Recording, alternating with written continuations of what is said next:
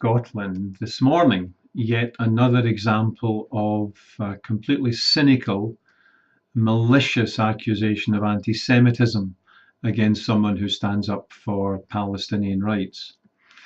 The accusations nowadays are becoming a mixture of sinister and ridiculous. But I think before looking at the most recent example this morning, it's worth pointing out the whole purpose of these accusations, evidence-free accusations of anti-Semitism, or accusations accompanied by evidence which is utterly ridiculous and would make anyone laugh. I'll give an example in a moment. The whole purpose is to take the topic of conversation away from what's happening in Israel-Palestine and to make those people in Britain who support every Israeli crime, every massacre, every brutalization, the horror of the Israeli gulag that's making Palestinian prisoners now go in their hundreds on hunger strike. These people who endorse and support every Israeli crime present themselves as victims and thus hope to change the subject away from something which they cannot defend: Israel's incremental genocide in Gaza and brutal crimes against the people of Palestine, the Palestinian people, wherever their control reaches. So today we had an article alleging that to call Zionists, politically committed Zionists, ideological terrorists is anti-Semitic. It may be hyperbole. I would much prefer to use a term like serious intimidation, working overnight to censor and prevent Palestine meetings taking place. But ideological terrorism seems to me to fit the bill, roughly, in that these people attempt to frighten, to intimidate individuals out of supporting the just struggle of the Palestinian people for freedom. So the accusation comes from a woman called Micheline Brannan, who is the current chair of the Scottish Council of Jewish Committees, SCOJEC for short, which is the Scottish affiliate of the Board of Deputies of British Jews. It's important to know that these people have a record of serial dishonesty, a chicanery and a cheating attitude and behaviour which makes one wonder why anyone should take them seriously at all. So, for example, let me give you one example. The sinister part, first of all, which is the straightforward lies. SCOJEC gave evidence to a Westminster committee in 2006 that Scottish Palestine Solidarity Campaign organised meetings demonising Jews.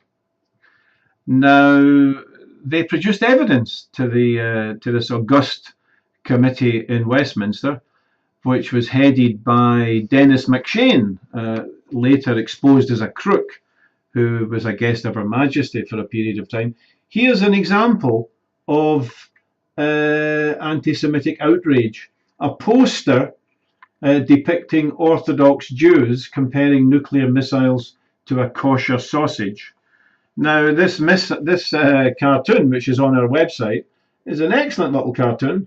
It deals with Israel's huge nuclear arsenal and the determined efforts of the USA, Europe, and the UN to find weapons of mass destruction while ignoring the Israeli arsenal.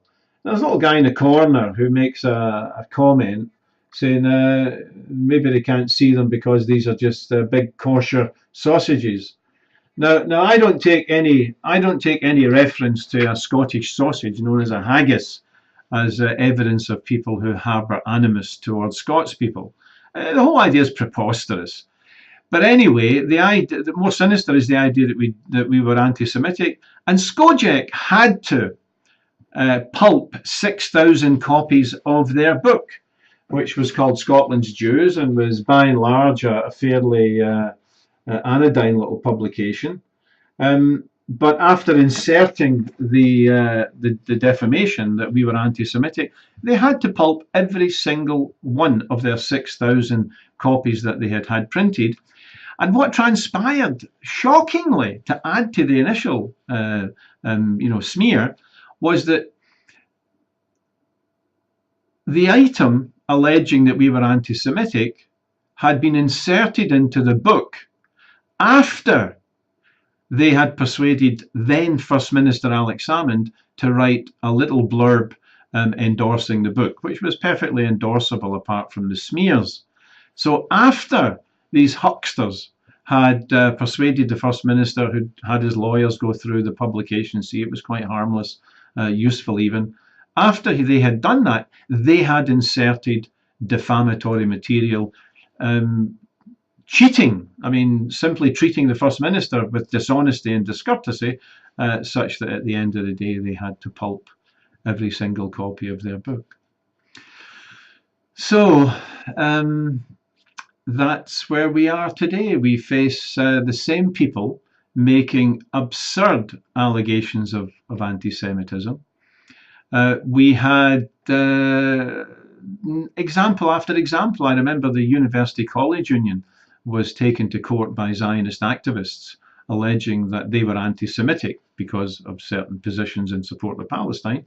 It made some Jews some people argued, feel uncomfortable. One of the arguments that was put forward at the tribunal, which found entirely in favour of the union, that there was not a whiff of evidence of any institutional racism or anti-Semitism. One of the arguments, the pieces of evidence that was put forward at the tribunal, I hear, by one of the plaintiffs, was that when he had made a speech at the UCU conference, he had received insufficient applause after he'd finished, which you could explain in terms of either he's an extremely boring fellow, or people disagreed with what he had to say, or that they were driven by a hatred of Jews.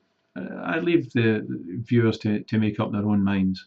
So look, they're trying to change the subject. They're trying to take the topic away from what's happening in Israel-Palestine, where the chief spiritual guide of the Israeli army, a rabbi called Eyal Karim, has gone on record endorsing rape of comely Gentile females, non-Jewish women, if this boosts the soldiers' morale. And where the deputy chief of staff last year, I think a guy called Yair Golan, during a Holocaust memorial event, compared Israel to Germany in the 30s in terms of the rise of massive popular racism, genocidal discourse open in public and even within the government. Both these two had to apologize when the skies fell on them, but they were simply remarking and noting something that was undeniable. So I myself, with not on my own, but I have been on trial for racism myself. I was tried with 4 other members of Scottish PSC in 2009, 2010. And it transpired finally, when evidence was produced in court, that our anti-Semitism consisted of saying the words, "End the siege of Gaza, genocide in Gaza." This, a Scottish legal officer tried to argue in open court, constituted racism. The sheriff ridiculed the charges, chucked him out, and said that the efforts to detect malice were somewhat strained. So we have legal precedent, but I'm on trial again with another SPSC member, yet again in June in Glasgow, charged with racism, in my case, for denouncing Israeli mass murder and killing of 550 children during Operation Protective Edge. So if you'd like to come to Glasgow Sheriff Court on the 6th and 7th of June, you'll see another farce transpire. So there we go. Glasgow Herald today, I'm showing my age, Herald today, saying that using the term ideological terrorism amounts to anti-Semitism. I'm reminded of the incident at SOAS, the School of Oriental and African Studies, where during some heckling by a well-known Zionist idiot called Hoffman, someone in the audience challenged his inanities by asking, "Do you really believe that?" Do you really believe that? But by eliding "do you" into "Jew," the BBC website reported an anti-Semitic outrage, an anti-Semitic abuse of the guy for 24 hours before the audio tape forced them to remove it. So it's getting ridiculous. Some of us were afraid for a while after the SOAS incident to ask anyone if there was a bus Jew, and certainly not willing to go and talk about I love camping. That when I go camping, I sometimes wake up in the morning with a heavy dew on top of me. So look, this is becoming absurd, but it's also deeply sinister, because the Scottish Government has now adopted this nasty definition of anti-Semitism, which conflates criticism and opposition to the racism of the State of Israel.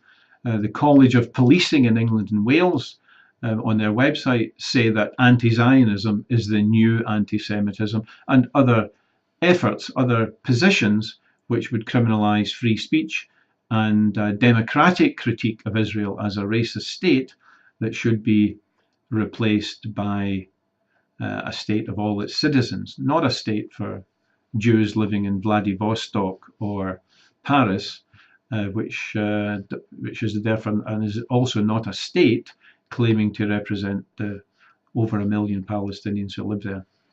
Thanks very much for listening. The whole notion of the malicious accusations of anti-Semitism is sinister, but it's also ridiculous. But we'll stand our ground, we'll defy it, and we'll point out the elementary truth that we're an anti-racist campaign.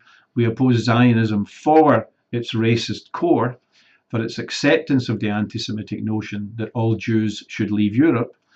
And therefore, we'll finally end by saying it's Zionism which makes too many concessions to anti-Semitism, which shares many of the fundamental values of anti-Semitism, which shares contempt for Jews who do not emigrate to Palestine. And we have a big argument ahead of us. Thank you for listening.